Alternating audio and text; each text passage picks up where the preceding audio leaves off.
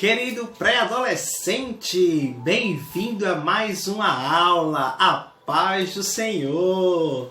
Estamos de volta, em mais uma aula da Escola Bíblica Dominical, desta vez para estudarmos a lição de número 8. Lição de número 8 da nossa lição dos pré-adolescentes, que tem por título Quem é Deus? É o tema das nossas lições desse trimestre. E o título da lição de hoje é O Disciplinador, mais uma característica do nosso Deus. Não é verdade? O título da lição de hoje, então, O Disciplinador. E a Bíblia diz de hoje, que é o nosso versículo base, está escrito no livro de Hebreus, capítulo 12, versículo 11. Abra aí sua Bíblia, Hebreus, capítulo 12, versículo 11, que diz assim: Quando somos corrigidos, isso no momento nos parece motivo de tristeza e não de alegria. Porém, mais tarde. E então, para iniciar a nossa aula de hoje, eu vou dizer algumas situações e vocês vão me dizer se a Bíblia aprova ou se a Bíblia reprova, tá certo? Será que Deus, Ele quer que a gente aprove ou reprove tais situações? Vamos lá? Preguiça de estudar. Com certeza reprova, não é verdade? Ajudar os pais em casa. Aprova. Contar uma mentirinha só para não magoar a pessoa. E aí? Reprova, né? Mentira, ela sempre é mentira, independente do tamanho ou qual seja o motivo, não é verdade? Implicar com os irmãos. Reprova, não é verdade? Orar. Isso, aprova, Deus aprova. Lembra da aula que nós estudamos sobre Daniel, que ele orava quantas vezes ao dia? 3 vezes ao dia. Respeitar os mais velhos. Aprova, tanto os mais velhos quanto os nossos pais, a todas as pessoas precisamos respeitar uns aos outros, não é verdade? Aceitar o castigo. Isso, aprova. Como lemos no nosso versículo, no momento até achamos ruim, não gostamos, mas lá na frente vamos entender que ter aceitado a correção foi a melhor atitude que nós tivemos, porque vamos ter uma grande recompensa, certo? Falar sempre a verdade, aprova. Desobedecer aos pais, com certeza reprova, não é verdade? Esconder algum segredo do pai, reprova. Precisamos compartilhar tudo com os nossos pais, tá certo? Nossas situações que estamos tristes, alegres, quando estamos preocupados ou que aconteceu algo, não podemos esconder dos nossos pais, ok? Vamos lá. A história de hoje se passa com um personagem muito legal, que eu tenho certeza que vocês também conhecem. E nós vamos aprender muito sobre ele. Para isso, eu quero que você preste bastante atenção para entender a aula de hoje. Tá certo? O personagem que nós vamos estudar hoje, quase que eu não falo, que vamos estudar hoje é sobre Davi. Isso mesmo. Quem aí conhece a história de Davi? Davi era conhecido por sua toda a trajetória.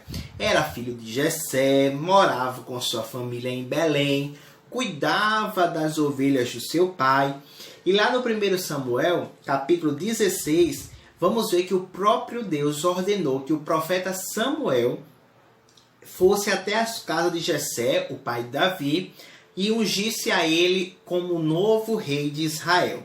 Nesta época, Saul ainda reinava, porém, Deus não estava mais se agradando por causa das suas atitudes pecaminosas, suas má conduta, tá certo? Ninguém compreendia naquele momento aquela promessa. Ninguém entendia aquela situação. Mas, naquele momento, estava se cumprindo a promessa de Deus sobre a vida de Davi, apesar dele ser um simples rapaz. Davi teve a sua história marcada por uma grande batalha entre ele e o gigante Golias. Quem aí lembra dessa história, não é?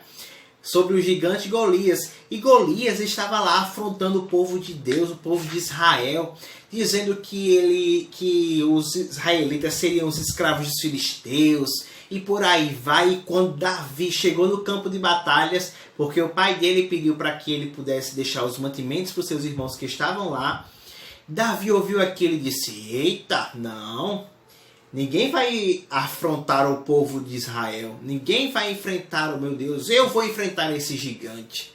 E aí Davi pediu autorização ao rei, e ele entrou no campo de batalhas usando apenas o quê?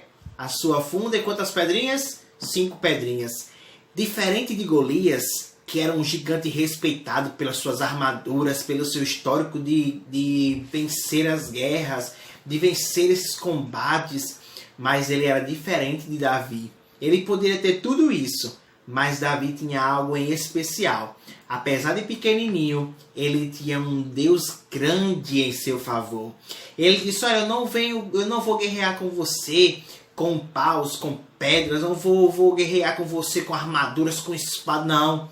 Eu vou a ti em nome do Senhor dos Exércitos. E Davi pegou a sua funda, girou e puf, o gigante morreu, não é?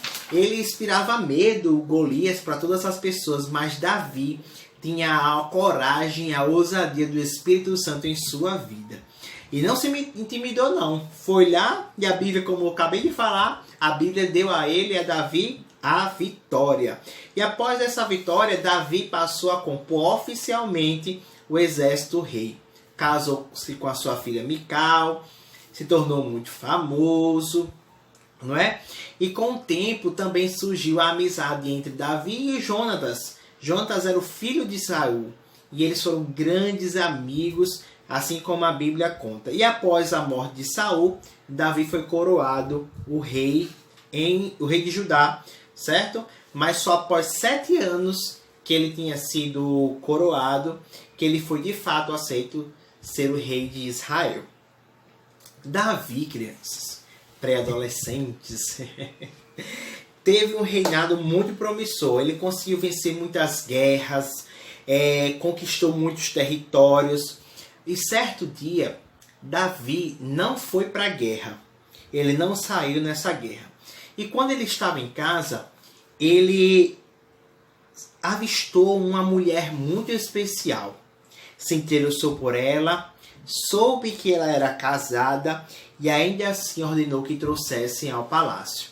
Batseba era o nome dessa jovem, desta mulher, tá certo? Eles se envolveram e depois Davi soube que Batseba estava grávida. Eita, que grande problema, não é verdade? E Davi agora vai tentar fazer algo para esconder essa história. Urias, que era o marido de Batseba, ele guerreava no exército de Davi. E então, ele mandou que Urias voltasse da guerra, certo? E fosse para casa descansar. Só que Urias não foi. Ele achava que seria desleal com os seus companheiros que estavam na guerra.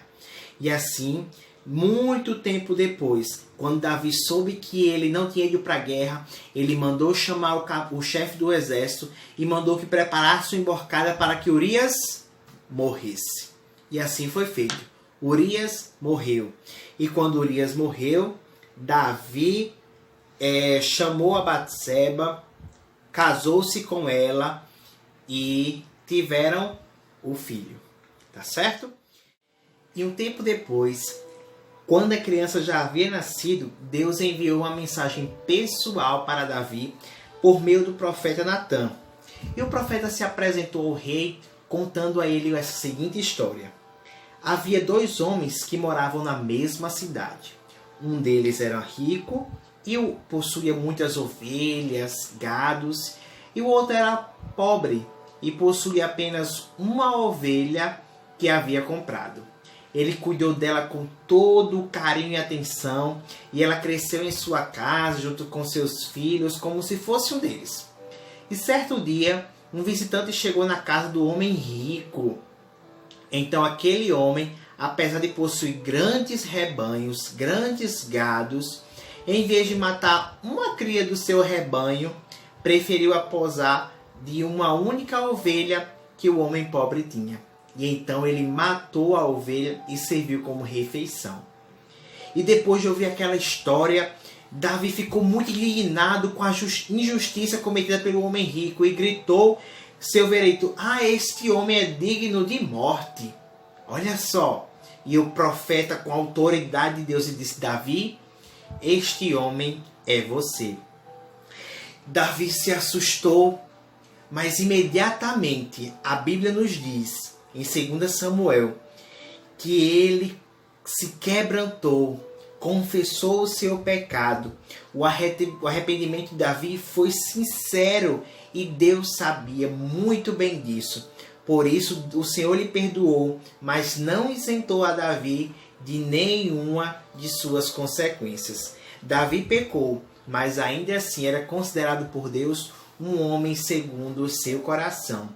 Davi não negou o seu pecado e por isso foi abençoado com a graça do Senhor.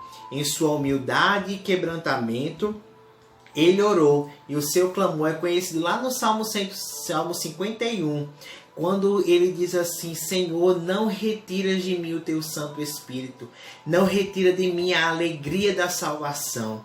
Davi, ele pecou ao Senhor, mas ele se arrependeu dos seus pecados. Assim deve ser nós. Nós somos pecadores, nós erramos e nós precisamos, todas as vezes que a gente erra, se arrepender dos nossos pecados e deixá-los de lado, para que possamos alcançar a misericórdia e a bondade do Senhor, assim como Davi conheceu a Deus. Deus disciplinou a Davi por causa do seu amor. É por amor que o Senhor chama os pecadores ao arrependimento. É por amor que Deus nos corrige. É por amor que Deus faz com que a gente esteja no caminho certinho dele. O Senhor não produz o mal na vida das pessoas, das nossas vidas. As pessoas simplesmente colhem os resultados pelas suas escolhas. Porém, quando Deus vê que seus filhos estão presos em algum pecado, Ele vai através do Espírito Santo e chama para o arrependimento e dá a eles liberdade de conduzir um caminho de felicidade, um caminho de paz, um caminho com perdão do Senhor. Tá certo? Assim como ele fez na vida do rei Davi. Davi errou, pecou diante do Senhor, mas ele se arrependeu, se quebrantou diante da presença do Deus Todo-Poderoso. O Senhor o corrigiu, mas ele alcançou a graça, a misericórdia e a bondade do nosso Deus. Quando a gente leu lá o versículo, olha, diz: quando somos corrigidos, esse momento parece motivo de tristeza e não de alegria. Porém, mais tarde, os que foram corrigidos recebem como recompensa uma vida correta e de paz. Hebreus capítulo 12 e versículo 11. Amém? Vamos fechar nossos olhos para que a gente possa orar?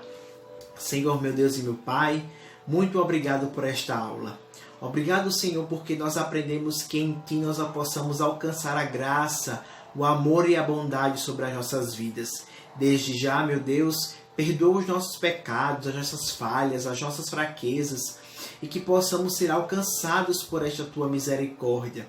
Fica conosco para sempre, Jesus. Não solta nossa mão, não, Jesus. Fica conosco para todo sempre. Pedimos a Ti, ó Deus, a Tua bênção especial sobre as nossas vidas e sobre as nossas famílias. Fica conosco para sempre. Amém. Então, meus queridos, até a próxima aula, se Deus quiser. Tchau, tchau.